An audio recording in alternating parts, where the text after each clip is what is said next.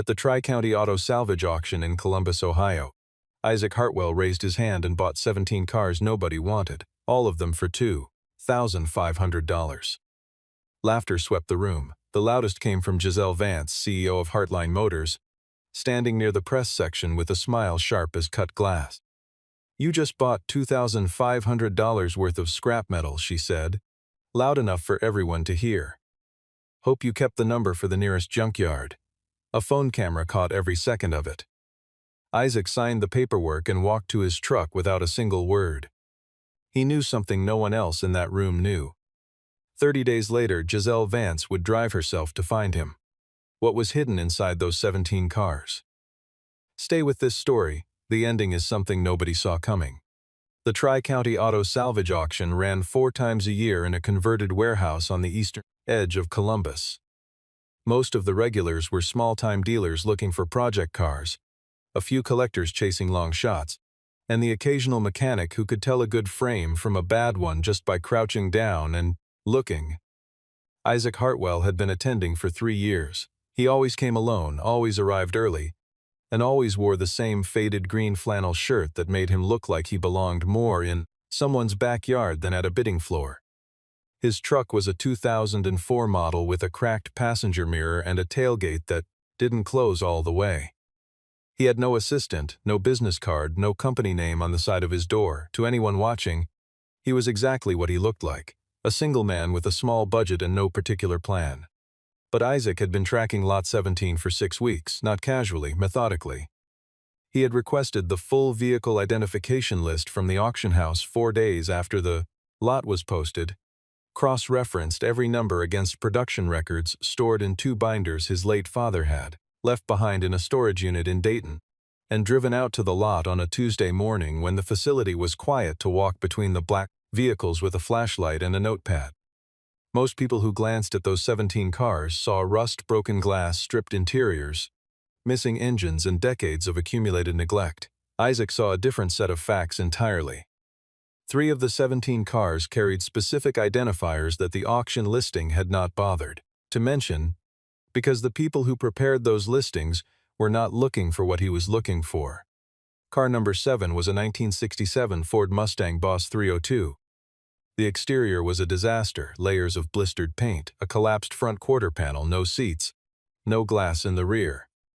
But Isaac had taken a wire brush to the firewall on his Tuesday visit and found the vehicle identification number stamped into the original metal, clean and unaltered. The number matched a production sequence that corresponded to fewer than 200 vehicles ever built.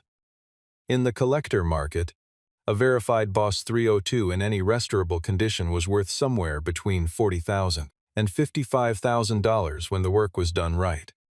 Car number 12 was a 1969 Pontiac GTO with a missing engine but a body that had somehow survived decades in a dry storage facility before ending up in an Indiana estate sale. The chrome trim was intact, the floor pans were solid, and the original color code was still readable on the door jamb. A matching replacement engine was available through 3 different parts networks Isaac had dealt with for years. Restored, it would bring $30,000 to $35,000. Those 2 cars alone justified the price of the entire lot several times over. But it was car number 3 that Isaac kept returning to. It sat at the far end of the row, half buried under a collapsed tarpaulin, so corroded and shapeless that 2 different dealers had walked past it without stopping. He had noticed it only because of the roofline, a particular geometry that matched a set of photographs in one of his father's binders. Carter Hartwell had been a restoration engineer for nearly 30 years before his death, a man who had worked on hundreds of significant American vehicles and kept notes on all of them. One entry from 1991 described tracking a prototype vehicle from the defunct Callahan Motor Company, a 1971 V8 development chassis that had been the sole surviving physical record of a proprietary engine series Callahan had been developing before the company folded in 1973. Carter's notes described the car as likely destroyed, but also listed a frame identifier that would make it unmistakable if it ever surfaced. Isaac had crouched under car number 3 with his flashlight for 4 minutes before he found the stamp in the mud-caked chassis rail. Cal V8 71 P01. He photographed it, stood up, brushed his knees clean, and walked back to his truck. He did not tell anyone, he did not call anyone. He drove home, ate dinner, put his daughter Maya to bed, and spent 2 hours at the kitchen table reviewing his notes before going to sleep. He had $2,800 in his checking account. He would offer $2,500 and keep the rest for fuel and equipment. The morning of the auction, his phone rang while he was loading chain equipment into the truck bed. It was Connor Walsh, his closest friend and occasional second pair of hands in the garage. Connor had helped Isaac move cars for years and knew better than to ask unnecessary questions, but even he had doubts. "You're actually doing this," he said. Isaac said he was. "Those cars are wrecks, man. I've seen them," Isaac said he knew. "And you're putting in almost everything you have." Isaac said that was correct. There was a pause on the line. "All right," Connor said finally. "Call me when you need help hauling." Isaac closed the tailgate as well as it would go and drove toward the warehouse. On his left wrist, as always, was his father's watch, a mechanical piece that had stopped running sometime in the winter of 2012 and that Isaac had never sent out for repair. He wore it anyway. Some things you keep not because they work, but because of what they represent. Giselle Vance arrived at the Tri-County warehouse 40 minutes into the registration period, flanked by Adrian Cole, Heartline Motors' chief legal counsel, and a small cluster of journalists from 2 automotive industry publications. She wore a navy blazer over a white shirt and moved through the room in the particular way that people move when they are accustomed to being the most important person present, not aggressively, just with a settled certainty that the space would accommodate them. At 28, Giselle was the youngest chief executive in Heartline's 30-year history. The company operated in the upper mid-tier of vehicle commerce, high-end used inventory, curated auctions, fleet consulting for corporate clients, and under her leadership in the preceding 2 years, revenue had grown significantly. A Forbes profile 3 months earlier had described her as a precision instrument in a blunt force industry. She had kept the article framed on the wall behind her desk, not out of vanity but as a reminder of the standard she had set for herself. Her purpose at the Tri-County auction was specific and limited. Heartline was preparing a showroom display of restored American classics for an upcoming industry event in the fall, and her acquisitions team had flagged 2 vehicles in the current inventory as candidates for purchase. Neither was in Lot 17. She had no interest in Lot 17. She was aware of it the way anyone in the room was aware of it, as the pile of unsellable vehicles that would probably go for scrap value if anyone bought it at all. When she first noticed Isaac, he was crouching beside one of the cars in the lot, his back to the room, running his hand along the base of a door panel. She registered him the way an experienced professional registers irrelevant information, briefly, categorically, without retention: flannel shirt, old truck in the lot, solo bidder at a salvage lot. Not a factor. She moved on toward the registration desk and did not think about him again until the bidding on Lot 17 began. The lot came up midway through the session. The auctioneer's assistant read out a summary description: 17 vehicles, mixed years, mixed condition, no running engines confirmed, sold as is with no title guarantees on 4 of the units. The opening bid was set at $500. The room was quiet. A few people glanced over without raising their paddles. Isaac raised his without hesitation and said clearly, $2,500. The auctioneer confirmed it. A beat passed. No competing bid came. Another beat. Going once, the auctioneer said. The room stayed still. Going twice, a few heads turned toward Isaac. Some people smiled. Sold. The gavel came down. The laughter started at the edges and spread inward. It was not cruel. Exactly. More the reflexive amusement of people watching someone do something they collectively agreed was foolish. Giselle was standing near the press area when it happened, and something in the moment, the camera pointed at her, the journalists nearby. The easy target of a man in a worn flannel shirt with a bad truck, $2,500 pile of wreckage, pulled a response from her that she would later have difficulty fully accounting for. She said it with the casual authority of someone accustomed to being quoted. He just bought $2,500 worth of scrap metal. Hope he kept the number for the nearest junkyard. The people around her laughed. One of the journalists smiled. The phone camera was already rolling. Isaac heard it. He was 4 rows away, signing the purchase confirmation with the auction clerk. He heard the words and he heard the laughter, and he turned his head and looked directly at Giselle Vance for approximately 3 seconds. His expression did not change. He did not flush, did not square his shoulders, did not open his mouth. He gave a single, unhurried nod in her general direction, not agreement, not submission, just the smallest acknowledgement that he had heard, and then turned back to the clerk and finished signing. The clerk handed him his copies. Isaac folded them into his shirt pocket, picked up the chain equipment he had left near the door, and walked out to his truck. The camera footage ended there, with the crowd still chuckling and Isaac's back already disappearing through the door. The clip was 40 seconds long. By midnight it had accumulated tens of thousands of views, most of them under some version of the same caption. Single dad spends life savings on 17 junk cars, gets roasted by CEO. Giselle's name was in the title of most of them. She saw them before she went to sleep that night.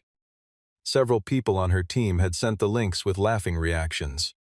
She responded to none of them and set her phone face down on the nightstand. It felt like the end of the story. It was not the end of the story.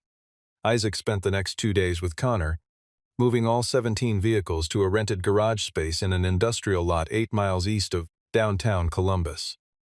The building was wide, metal-roofed, and cheap, with enough floor space to park all 17 cars in 2 rows with room to walk between them. Connor helped run the tow chain and back the hauler and said very little until the last car was inside and the overhead lights were on. Then he stood in the middle of the garage with his arms folded and looked at the rows of ruined vehicles, doors hanging off, windshields shattered, frames pocked with corrosion, and said, "This is a lot of junk." Isaac was already crouching beside car number 3, not responding. "I'm not being negative," Connor said. "I'm just describing what I see." Isaac stood up and looked at the row. "You're describing what's visible," he said. "That's different from what's there." He handed Connor a clipboard with a numbered inspection chart and told him to start at the far end. They worked through the list systematically over the following 4 days. Isaac applied the same method his father had taught him. No assumptions, no shortcuts. Full inventory before any decision about priority. He began with the vehicles he expected the least from, working outward toward the ones he knew mattered.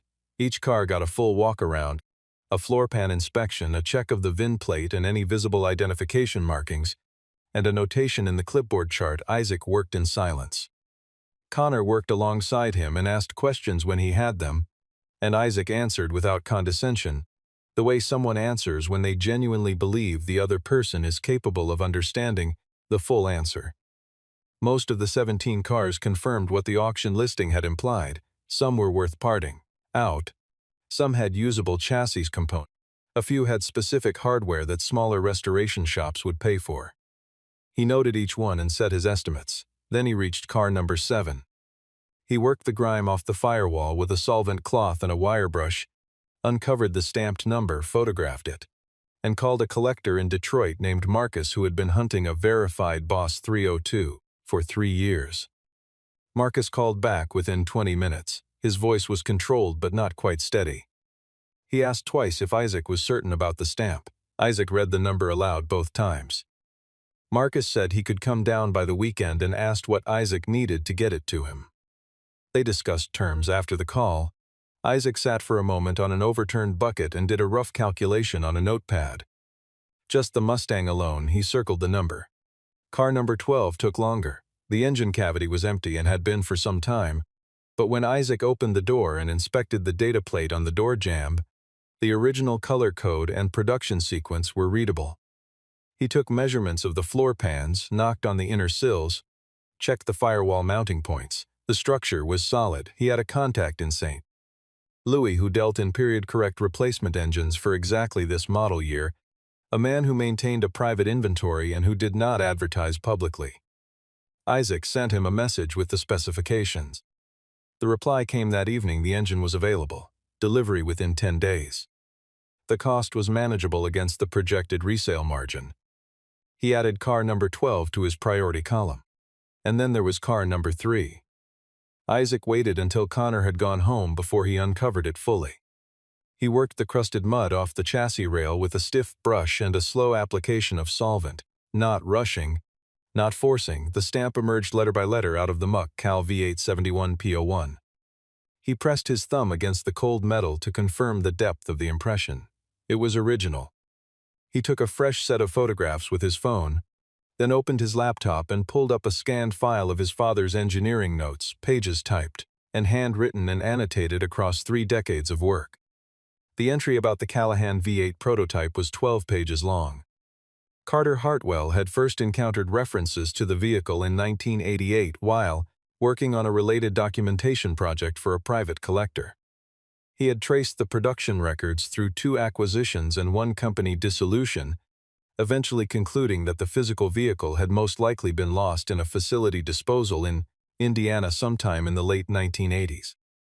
But he had also written in his careful, unhurried handwriting at the bottom of the last page, "If the chassis survived, it will carry Cal V871 P01. That stamp is the only proof of its identity that cannot be fabricated." Isaac read that line twice. He closed the laptop. He sat in the garage for a while without moving. He did not make any calls that night. He set the alarm for 5:30, drove home, and went to sleep. By the end of the first week, the rough calculations on Isaac's notepad had grown into a full projection table. Even being conservative, assuming problems with the replacement engine delivery, assuming lower than expected prices on the 12 secondary vehicles, assuming no unusual demand, the numbers were well above $200,000. If the Mustang came in as expected, if the GTO restoration held its estimate, and if the Callahan represented even a fraction of what Isaac suspected it might be worth to the big right buyer, the total picture was something he had not allowed himself to think about until it was written down in front of him. He sat with the numbers for a long time, then he folded the paper in half, put it in the binder with his father's notes, and went back to work. What Isaac did not know, had no reason to know, was that inside the offices of Heartline Motors on the other side of Columbus, a file had been open for 8 months with his car's name on it. Heartline was 18 months into a $200 million federal lawsuit against Legacy Engine Group, a mid-sized powertrain manufacturer based in Michigan. The core of the case was a claim of derivative design theft. Heartline's legal team argued that the foundational architecture of Legacy's current commercial V8 engine family had been lifted, without authorization, from a proprietary prototype design that Heartline had acquired through a chain of corporate mergers stretching back to the early 1980s, a chain that included, at its origin point, the intellectual property portfolio of the Callahan Motor Company, dissolved in 1973. The prototype in question was the 1971 Callahan V8 development chassis. Adrian Cole had assembled a documentary case that was substantial but not definitive. Legacy's legal team had introduced sufficient ambiguity into the paper trail to keep the judge uncertain, and the central hearing was now 47 days away. What Heartline needed to resolve that ambiguity was physical evidence, a material artifact bearing the original Callahan development markings, something that could not be dismissed as a document reproduction or a chain of custody assumption. What they needed specifically was the chassis. And for 8 months, Adrian Cole had believed the chassis did not exist. He had traced the vehicle through 6 states and 3 private collection sales, eventually arriving at a disposal manifest from an Indiana facility dated 1989. The manifest listed a 1971 prototype frame under a partial identifier that matched the Callahan records closely enough to satisfy his research team. He had presented this to Giselle as a closed finding. The physical evidence avenue was exhausted. They would proceed on documentary grounds and accept the elevated risk. Giselle had read the memo, asked 3 precise questions, received 3 precise answers, and moved on. The file stayed open only in the technical sense. It had never been formally closed because the case itself was ongoing. The night after the auction, Adrian had gone home, set his bag down, poured a glass of water, and turned on the television. The clip appeared on his feed before he reached the remote. He watched it once, he watched it again, he did not laugh. He stared at the thumbnail image frozen at the clip's end, the parking lot, the hauler, the 2 rows of wrecked vehicles being lined up near Isaac's truck. In the background of the thumbnail, car number 3 was partially visible. Its specific roofline geometry, the particular proportion of the windshield rake, the shape of the engine hood. Adrian had spent 8 months looking at photographs of the Callahan prototype. His threshold for recognition was lower than most people's. He closed the clip, opened a different application, and pulled up the original vehicle photographs from Carter Hartwell's archived records that his research team had been using as reference material. He looked at the roofline in the archive photo. He looked at the roofline in the thumbnail. He closed the application, went to his kitchen, and stood there for approximately 2 minutes doing nothing. Then he went to his home office, opened the auction house website, and navigated to the Lot 17 listing. Car number 3 was described as 1971 V8 prototype. Unidentified manufacturer, frame and body only. He read it twice. He found the chassis dimension specifications that the listing agent had entered as standard fields. They matched. He did not sleep well that night. In the morning, Adrian arrived at Heartline's offices before Giselle and pulled up the full auction records to confirm the buyer information. He called the technical director at 7:15. Does the Callahan V8 chassis carry a frame identifier? What prefix does it use? The answer came back within 3 minutes, Cal V871. Adrian thanked him and ended the call. He printed a single page from the auction records, walked down the hall to Giselle's office, and set it on her desk when she arrived. We have a problem, he said. She read the page. The room was quiet for a long time. Then she said flatly, find me his contact information. The first approach was clumsy and Isaac recognized it immediately. On the 10th day after the auction, 2 men arrived at the garage wearing clothes that were slightly too new and asking questions about parts sourcing with the specific inexpertise of people who had been briefed on what to ask but did not actually know the subject. One of them kept glancing toward the covered shape at the back of the garage.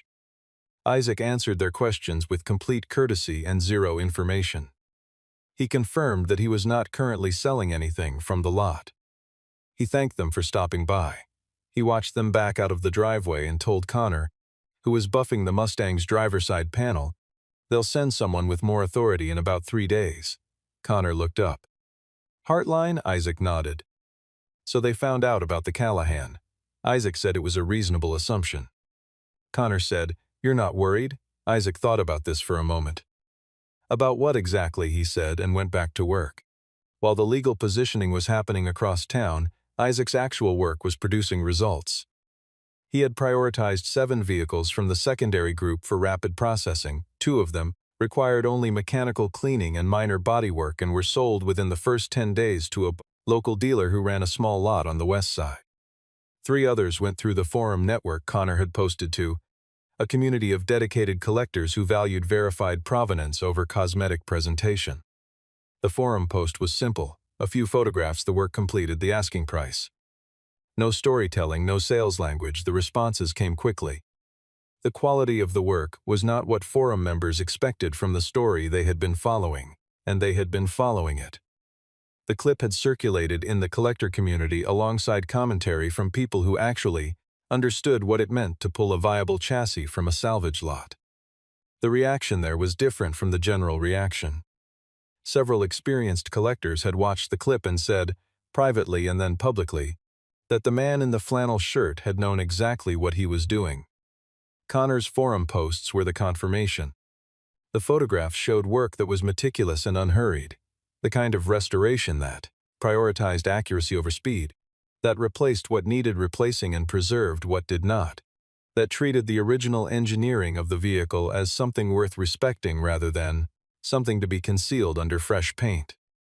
Several collectors responded in the thread to say they had assumed the clip was the whole story and were now revising that assumption. A few asked if there was additional inventory available. Connor replied that updates would be posted as work was completed. The thread kept growing. By day 14, the total cash received from the lot was $18,500. By day 18, it was pushing $26,000 as the Mustang sale with Marcus from Detroit was finalized. Collector drove down, spent 40 minutes with the car, made 3 phone calls to verify the identification number through his own network, and then wrote a check. The number on the check was $48,000. Isaac deposited it at the branch on Henderson Road, drove home, sat at the kitchen table, and looked at the balance on his phone screen for a while. Then he made a grocery list. The second Heartline approach came on day 21. Not intermediaries this time, Giselle herself. Alone, arriving at the garage just after 2 in the afternoon in a gray sedan that she had driven herself. She parked outside, stood at the open bay door for a moment taking in the interior, and then walked in. Isaac was under the Pontiac GTO on a rolling creeper. He heard the footsteps and the change in ambient sound and slid out from under the car without hurry. He saw her, registered her, stood and wiped his hands on a shop cloth. If he was surprised, he did not show it. "I wondered when you'd come yourself," he said. It was a statement, not a challenge. Giselle had prepared for a negotiation. She had a number in mind, a position to open from, a set of responses mapped to the various directions the conversation might go. She was very good at negotiations. What she had not prepared for was standing in a working garage and looking at 9 restored or in-progress vehicles arranged in careful rows, each one representing a level of craft that had nothing to do with her assumptions about the man who had bought them. She took a moment longer than she intended before speaking. "We're interested in purchasing car number 3, she said. $15,000 transferred today. Isaac looked at her without expression. "No," he said. She adjusted. "50,000. He said no again with the same flat simplicity, as though they were discussing the weather. She recalibrated. This was not a man holding out for a higher number. She tried a different approach. "What do you know about it?" she asked. He crossed the garage floor to where the Callahan sat under its tarpaulin, folded back one edge, and shone a work light on the chassis rail. The identifier stamp was fully visible in the light, clean, deep, unmistakable, Cal V871P01. He held the light steady and looked at her face while she read it. "I know it's the only one," he said. She was quiet for several seconds. "Why won't you sell?" she asked. Her voice had shifted. The executive register was still there, but something underneath it had changed texture. Isaac covered the car again and turned to face her. "Because I know what it's worth to Heartline Motors specifically," he said. "And you know I know." She left without agreeing to anything. It was the first time in several years she had walked away from a meeting without controlling its outcome, and the feeling stayed with her on the drive back. The next 4 days involved escalating pressure from both sides. Adrian sent a formal written offer to Isaac through a courier, $75,000, structured with specific conditions around timeline and transfer documentation. 2 days after that, a different letter arrived, this one on legal letterhead, citing language about Isaac's property being potentially subject to evidentiary considerations in pending litigation.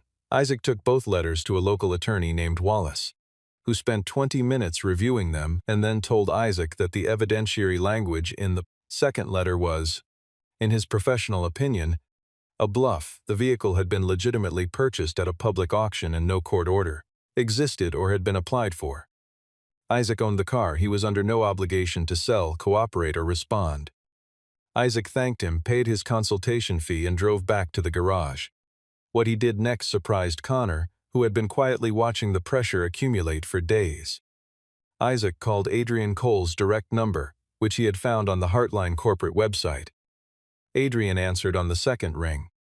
Isaac identified himself and then said, without preamble, "I want you to tell your CEO something."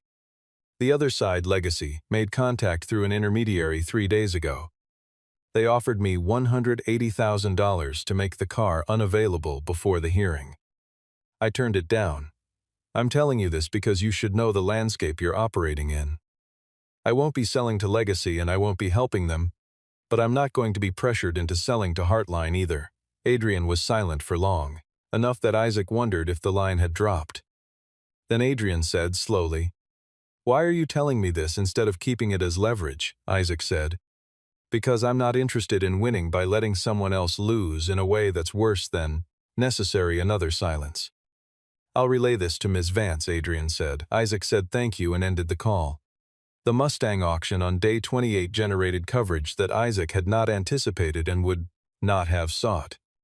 He had brought the car to a small collector event at a venue in the Short North neighborhood, kind of event where 50 or 60 people who knew what they were looking at could evaluate the work properly.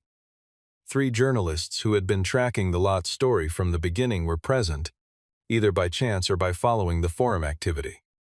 When the Mustang sold for $52,000 to a collector from Chicago who had been on the phone with Marcus from Detroit the night before, The room reacted in a way that a room full of people who understood the significance would react, with the specific quiet appreciation of people seeing a thing done correctly. The journalists posted their accounts within hours. The numbers in the coverage were accurate. A verified Boss 302 fully restored, sold for $52,000 from a lot purchased entirely for $2,500 by a man who had been publicly mocked for buying it. The story did not require embellishment. The math spoke in plain language. By day 28, 15 of the 17 vehicles had been sold or were committed. Isaac's total receipts from the lot, calculated on the workbench notepad that had replaced the kitchen table projections, stood at $183,000. 2 cars remained.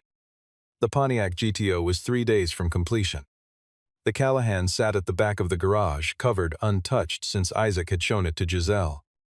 Giselle read the coverage from her office with the hearing 19 days away and the projection from Adrian sitting on her desk showing a best-case probability of 42% without physical evidence. She turned her chair toward the window and looked at the Columbus skyline for a while. Then she asked her assistant to find an open slot in her afternoon. She came back to the garage on day 29 in the early evening. Just as the last light was going flat outside the bay doors, she was not wearing the blazer. She had left Adrian at the office. She stood in the doorway with both hands in the pockets of her jacket and said, when Isaac looked up from the GTO, "I need to talk to you honestly." Not as a negotiation. He put the socket wrench down and looked at her for a moment. Then he gestured toward the 2 folding chairs near the workbench and said, "All right." She told him everything. Not the executive summary she had been delivering to investors and board members, but the actual shape of it, the 8 months of searching, the documentary case that was almost strong enough but not quite, the hearing in 19 days.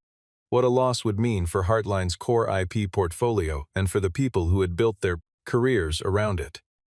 She told him that the car represented something his father had also understood to be significant, which was not a manipulative observation but simply an honest one. And then she said, "What do I need to offer you?" Isaac leaned back in his chair. He was quiet for long enough that the ambient noise of the industrial lot, a distant forklift, a loading dock, traffic on the overpass became audible in the pause. Then he said, "Do you want to know why I bought that lot?" She said she did. He did not tell her the full story, but he told her the parts that mattered, the binders, the notes, his father's handwriting at the bottom of 12 pages of research, the watch on his wrist that still had his father's fingerprint worn into the crown from 30 years of winding. He was not asking for sympathy. He was answering a question with information that was true. $95,000 for the car, he said. She began to respond and he continued. And one condition that has nothing to do with the money.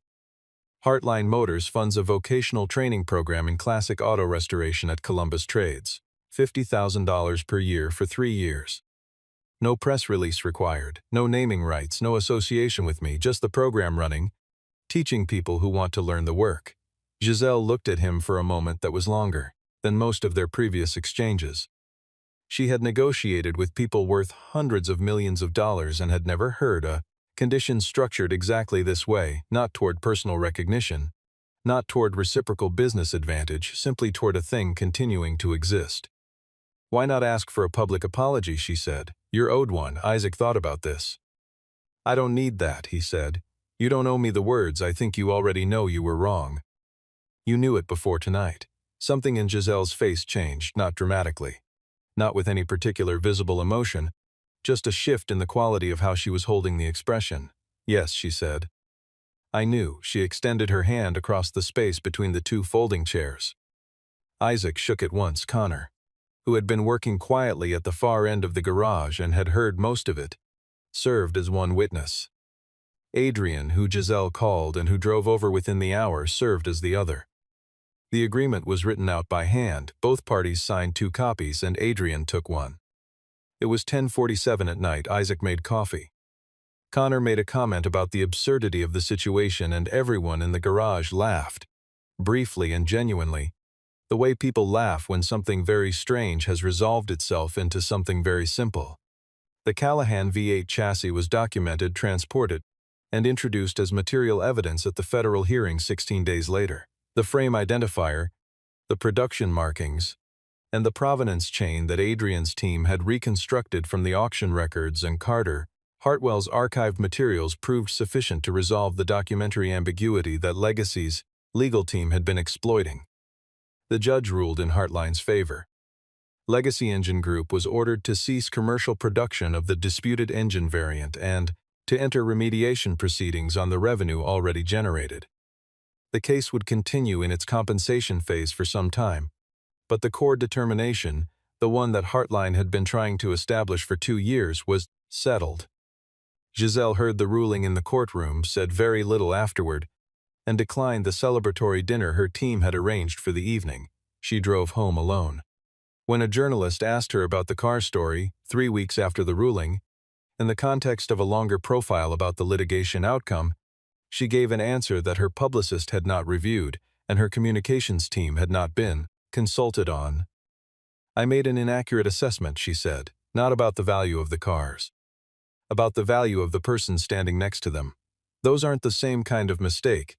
But I made both of them at the same time." She did not elaborate, and the journalist did not push. The quote ran in the article without her name on the pull quotation, which was how she preferred it. The Columbus Trades vocational program launched 6 weeks after the agreement was signed, with 12 enrolled students in its first cohort. The curriculum was built around documentation, disassembly, structural evaluation, and period-correct restoration, not the cosmetic shortcut version but the full technical practice. Isaac visited twice during the first semester at the coordinator's invitation, not as a guest speaker and not to take any formal role, but simply to walk through the shop and answer questions from students who wanted to know specific things.